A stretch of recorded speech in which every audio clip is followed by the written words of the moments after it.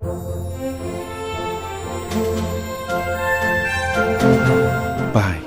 é chegada a hora. Santifica-os na verdade.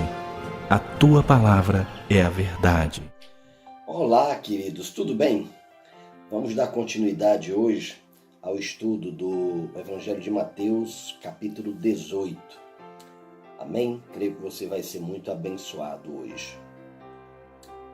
Mateus capítulo 18 também é um capítulo muito rico, muito abençoado, nos ensina muito. E uma das coisas que Mateus 18 nos ensina é acerca do reino de Deus.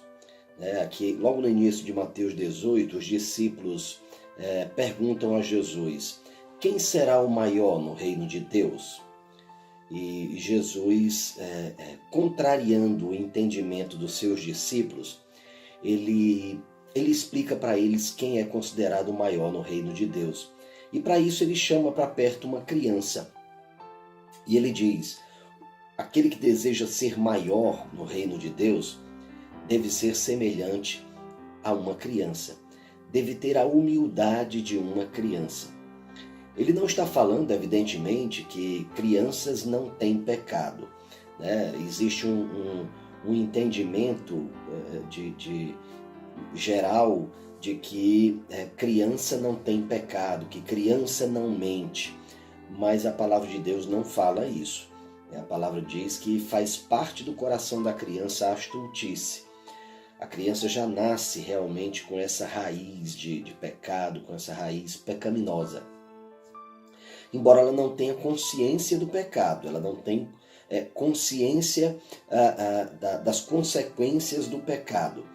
Portanto, não tem como se arrepender, né? Razão pela qual nós não batizamos crianças, porque a criança não tem do que se arrepender e batismo é para arrependimento. Então, é importante percebermos isso. Existe pecado na criança, sim, mas ela não consegue se arrepender por não ter consciência do pecado. Isso é importante percebermos. No entanto, Jesus também nos ensinou que aquele que deseja ser grande no reino de Deus precisa também ser como criança. Mas por que precisa ser como criança? E aí importa que percebamos que ser semelhante a uma criança é ser humilde, é ser pobre de espírito. Mais uma vez, pobre de espírito. É realmente depender de Deus em tudo. Uma criança depende em tudo dos seus pais. Depende dos pais para comer, depende dos pais para beber, para vestir.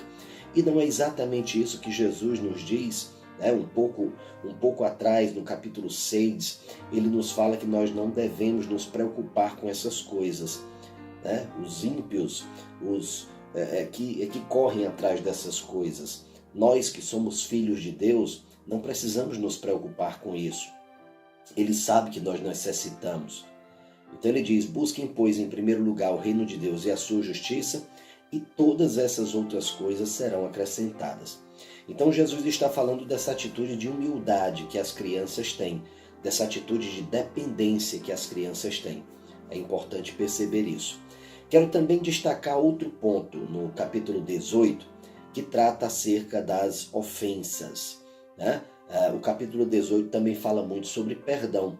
E eu quero destacar o ponto acerca de como tratar as ofensas. Nós vimos que no Sermão do Monte existe ali o estabelecimento da constituição do reino de Deus, os princípios que regem o reino de Deus. Os capítulos seguintes, incluindo o capítulo 18, eles nos trazem regras de como devem agir os filhos do reino, como devem agir os filhos de Deus. E uma dessas formas está aqui no capítulo 18 de Mateus, a partir do versículo 15. A palavra nos fala aqui sobre como tratar as ofensas de um irmão. Pelo fato de nós nascermos para o relacionamento, inicialmente para o relacionamento com Deus e depois para o relacionamento com o nosso irmão, né? O principal mandamento que nós recebemos de Deus é amar a Deus sobre todas as coisas e ao nosso irmão como a nós mesmos. Então, é importante perceber que nós precisamos nos relacionar, mas no relacionamento é muito comum surgirem divergências, surgirem ofensas, embora não seja desejável, mas é comum ocorrer. E como tratar então as ofensas desse irmão? Nós devemos simplesmente colocar debaixo do tapete? Nós devemos simplesmente esquecer, eu também às vezes ofendo ele, então eu vou simplesmente compensar uma coisa com a outra? Não, não é isso que Jesus nos ensina a fazer. Eu sei que é algo que muitas vezes nós não queremos fazer porque isso mexe um pouco com a nossa autoimagem e mexe um pouco também com o nosso desejo de não arranhar mais ainda o relacionamento com o nosso irmão. Mas Jesus nos ensina como tratar a ofensa de um irmão. E a maneira correta de tratar a ofensa de um irmão é aqui o versículo 15, a partir do versículo 15 de Mateus 18. Então nós devemos, antes de tudo, procurar esse irmão que nos ofendeu e a sós com ele tratar do assunto. Explicar por que ele nos ofendeu, explicar em que situação ele nos ofendeu. E é importante também que nesse momento, no nosso coração já exista o perdão. O perdão deve ser imediato, não deve depender da atitude do ofensor, mas deve depender simplesmente da nossa atitude de perdoar.